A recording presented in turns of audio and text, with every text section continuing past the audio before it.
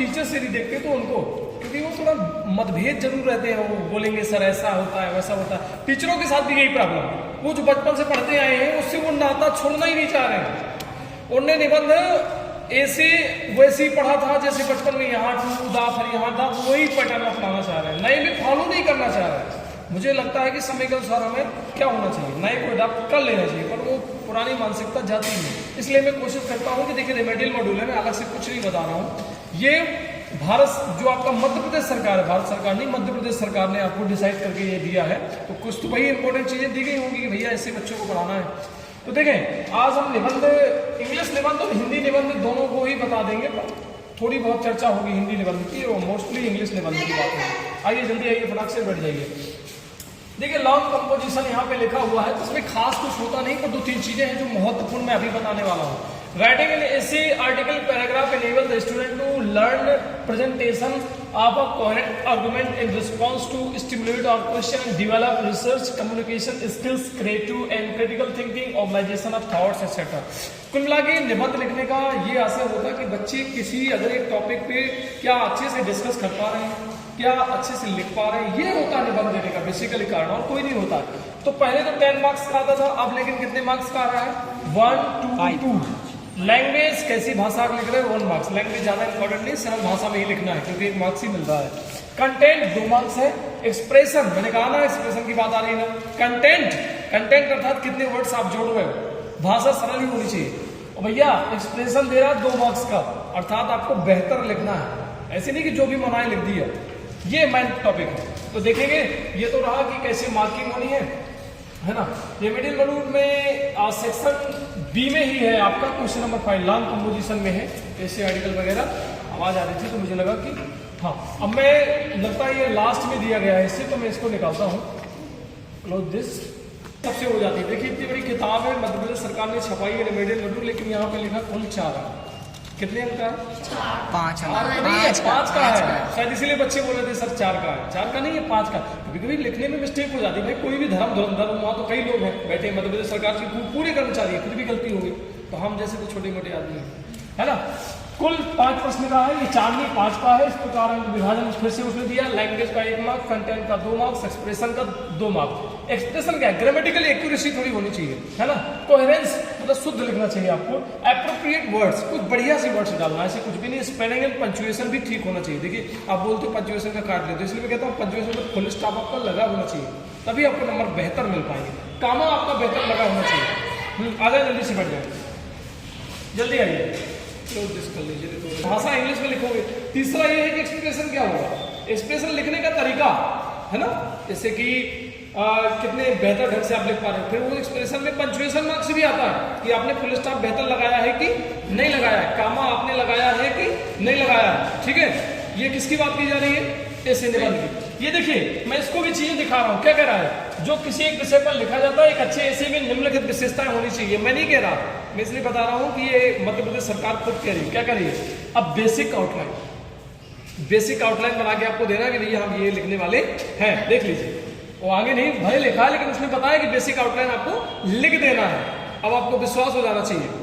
Arrangement paragraph logically and orderly, paragraph को logically बहुत अच्छे से, लॉजिकली मतलब जो जहां जैसा लिखा जाना चाहिए वैसे ही करना है। जैसे पहले हम दिवाली का लिखेंगे तो सबसे पहले क्या होता है, दिवाली है क्या, फिर दिवाली क्यों मनाई जाती है, दिवाली कैसे मनाई जाती है ना, किस कारण मनाई जाती है, और लास्ट में कंक्लूजन। ऐसा नहीं कि शुरू में कंक्लूजन लिख दिया और लास्ट में बताया कि दिवाली ये होती है, ऐसा नहीं। इसलिए कह रहा है कि अरेंजमेंट पैराग्राफ लॉजिकली ऑर्डरली, अर्थात क्रम से उनको बताना।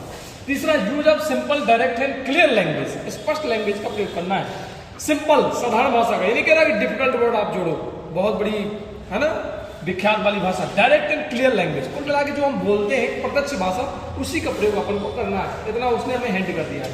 अब ऐसी राइटिंग के सुझात्मक प्रोसेस बहुत सारे हैं, जिनमें से एक प्रोसेस है कोडर। इसका मतलब है, क्या मतलब है कोडर का, कलेक्टिंग योर आइडियाज। सबसे पहले उसके बारे में, जिस ऐसे के बारे में आप लिखने वाले हो, ऐसे में बोल रहा हूँ, अभी मैं क्लियर कर दूंगा, तो उसके बारे में अपन को क्या करना है कि क्या क्या लिखना है। सबसे पहले डिजाइन कर लो कि हम पहले लिखेंगे तो सबसे पहले क्या करेंगे। अभी मैं कुछ और भी अच्छा करूंगा, फिलहाल अभी क्या करेंगे, कैसे करेंगे, होती ना कुछ।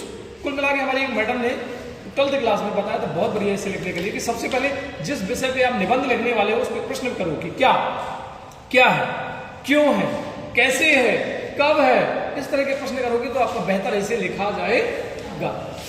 इसके बाद यही कह रहा है और ऑर्गेनाइज योर आइडियाज। अब जो आइडियाज कलेक्ट किए गए उनको लॉजिकली सीक्वेंस में ऑर्गेनाइज करें, सीक्वेंस में लिखें, किस आउटलाइन के नीचे, किस टॉपिक में, किस हेडलाइन में आप कौन सा वर्ड्स डालने जा रहे हो। Come on please, make the first draft. सबसे पहले ड्राफ्ट बनाओ। ड्राफ्ट कहाँ पे बनाना है, आपको लिख के नहीं बनाना है, तो ये सही बात है। सबसे पहले माइंड में बना लो कि हम लिखने क्या जा रहे हैं, 2 मिनट रुक जाओ, क्योंकि अगर आप ड्राफ्ट नहीं बनाओगे तो कहीं ना कहीं मिस्टेक हो जाएगी। सबसे पहले कोई भी चीज लिखने, मैं तो कहता हूँ इवन आंसर लिखने के पहले एक बार भी ड्राफ्ट बना लो। अच्छा ये, तो उससे क्या होता है कि गलती नहीं, हमें हालांकि डर लगा रहता है कि कहीं ऐसा ना हो कि जो याद आ रहा है वो भूल जाए। ऐसा नहीं होगा, नहीं भूलेगा, दोबारा जब याद करोगे वो बेहतर ही आएगा। तो make the first draft, edit the first draft. आप पहले ड्राफ्ट को अपने क्लासमेट पार्टनर के साथ एक्सचेंज करके देखें कि कोई स्पेलिंग ग्रामेटिकल मिस्टेक तो नहीं, यदि है तो उसे सुधार कर ऑर्गेनाइज करिए। आपको क्लास में सीखने के लिए कह रहा है, एग्जाम में नहीं कह रहा, क्योंकि एग्जाम में आप मित्र से अपने बात नहीं कर पाएंगे कि लो भैया देख लो हमारा सही है कि नहीं इतना टाइम नहीं होगा, है ना। रिवाइज योर ड्राफ्ट, फिर उस ड्राफ्ट को रिवाइज करो। तो आप मित्र से बता नहीं पाओगे तो आप 2 मिनट का समय लेकर के आप अपने आप से ऐसा कर सकते हो, मित्र को दिखाने की कोई जरूरत नहीं है। एक्टिविटी फिर क्लासरूम के लिए दे रहा है। और देखिए अब मैं ये कह रहा हूँ कि देखिए कुछ हमें hint the, collection of ideas questions, यही जो मैडम ने हमारी बताया था वो आज शायद प्रत्यक्ष रूप से क्या कह रहा है, what is the importance of festival. ये इंडियन फेस्टिवल के बारे में हमने एक ऐसे दे दिया है, क्योंकि फेस्टिवल फेवरेट है वो दिवाली वाला, तो वही उन्होंने दे दिया है। क्या व्हाट मीन्स, उन्होंने भी हमें ये बताया था कि सबसे पहले प्रश्न करो कि क्या है, तो उन्होंने क्या कहा, festival are an important part of our life, हमारे जीवन का महत्वपूर्ण भाग है। ऑल द फेस्टिवल रिसर्च, क्या लिखा, recharge us for our daily routine, अर्थात हमारे जो है जो दिनचर्या होती है उसको क्या करते हैं, रिचार्ज मतलब हमको एकदम है ना फिल कर देते हैं, भर देते हैं, है ना। Which is the festival of light, कौन सा फेस्टिवल है लाइट का, तो ये लिखा दिवाली है the festival of light, it is the great Indian festival. ये बात समझ में आ रही है, आ जाए please. When do we celebrate Diwali, हम सेलिब्रेट दिवाली कब करते हैं, तो क्या कह रहा है, we celebrate Diwali in the month of October और नवंबर और अवश्य कार्तिक मंथ एवरी ईयर। ठीक है जी। Why do we people celebrate Diwali, it is believe that, ऐसा विश्वास किया जाए कि Lord Ram return to Ayodhya after 14 years of exile. ये एग्जैक्ट है, ये किसका आंसर है, व्हाई, व्हाई क्यों दिवाली मनाई जाती है। इसके बाद है how do people prepare for it, कैसे लोग जो है इसके लिए तैयारी करते हैं। तो प्रिपरेशन वाला ये पार्ट किसका है, preparation. People clean and whitewash their houses, देखिए कितनी सिंपल लाइन उसने लिख दी है।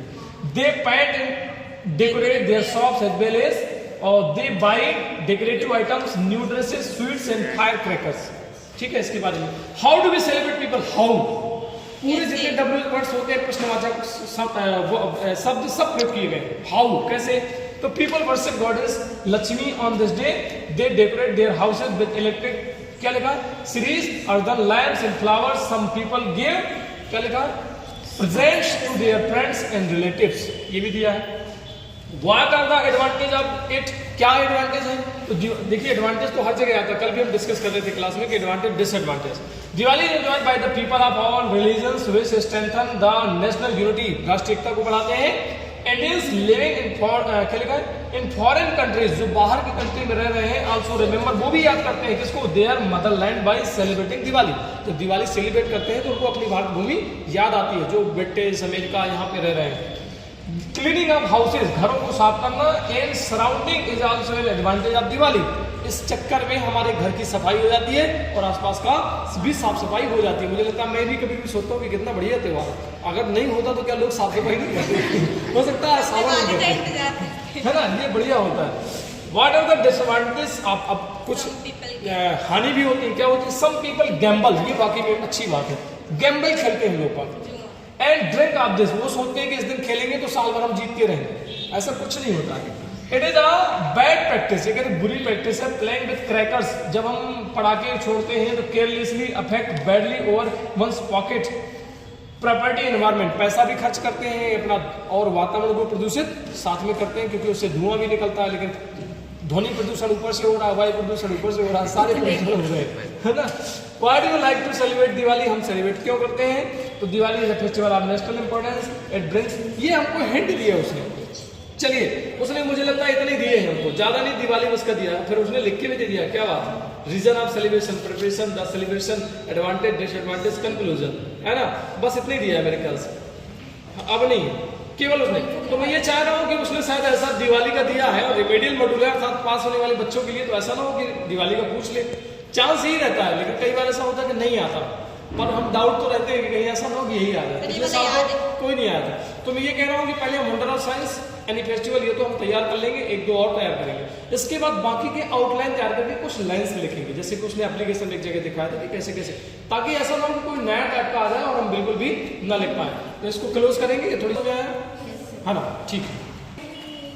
आंसर नंबर क्वेश्चन नंबर 14, अभी मैंने ऐसे के बारे में बताया कि क्या बोलते हैं, एक इसमें बेसिक चीजें क्या क्या आपको ध्यान रखना है, आउटलाइन, और दूसरा क्या ध्यान रखना है, कोटेशन।